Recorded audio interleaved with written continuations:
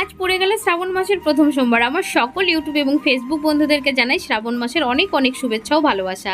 আশা করি ভগবান তোমাদের সকলকে ভালো রাখবে, সুস্থ রাখবে, সকলের মনোবাসনা পূর্ণ করবে। যাই হোক, তারপরে বলো সবাই কেমন আছো? আশা করি সবাই ভালো আছো। তোমরা হয়তো ভাবছো যে এ কোথার থেকে মাঝে মধ্যে টপকে পড়ে, মানে এই আছে এই নেই।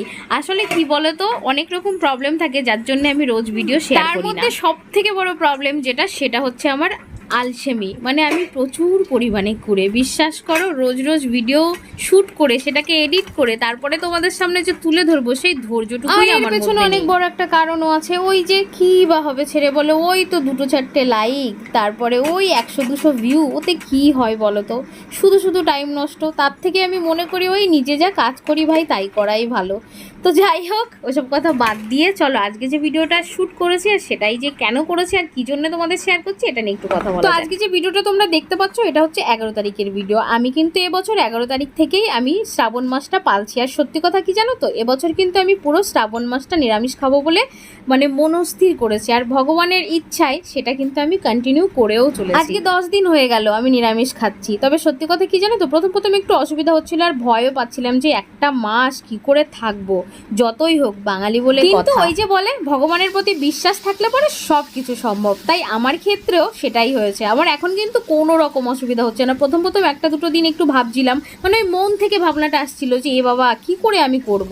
তো সত্যি কথা খুব ভালোভাবেই দিনগুলো কাটছে, খুব ভালোভাবেই চলছে। একটু মনে হচ্ছে না যে আমি নিরামিষ দিয়ে কেন খাচ্ছি বা নিরামিষটা কেন করছি। ওই যে আমার ভোলেনাথের কৃপা আছে। তো যাই হোক, আজকে থেকে যেহেতু আমি ভিডিওটা শ্যুট করেছিলাম, তো আজকে আমি যা করেছি, মানে ওই যে 11 তারিখে যা করেছি সেটাই তোমাদের সাথে শেয়ার করছি। আর এবছর ভেবেছি জানো তো, 4টে সোমবারই আমি বাবা ভোলেনাথকে জল ঢালবো। তবে হ্যাঁ, কোনো মন্দিরে হয়তো নাও যেতে পারি, লাস্টের একটা যাব, অবশ্যই যাব। তবে একটু অন্যরকমের প্ল্যানিং আছে। তবে ওই যে আগের থেকে বলবো না, বলা যায় কখন কি হয়ে যায়। যদি আমি আমার মনের ইচ্ছাটা পূরণ করতে পারি তাহলে তো তোমাদের সাথে নিয়ে। আজকে ঘুম থেকে উঠেছিলাম অনেকটা সকালে, যেহেতু ওই যে মাথার মধ্যে টেনশন ছিল যে আজকে ঘুম থেকে উঠে আমার সব কাজকর্ম করে বাবা ভোলেনাথকে ফার্স্ট শ্রাবণ মাসের প্রথম জলটা ঢালবো খুব সকালে, সেটাই করেছিলাম।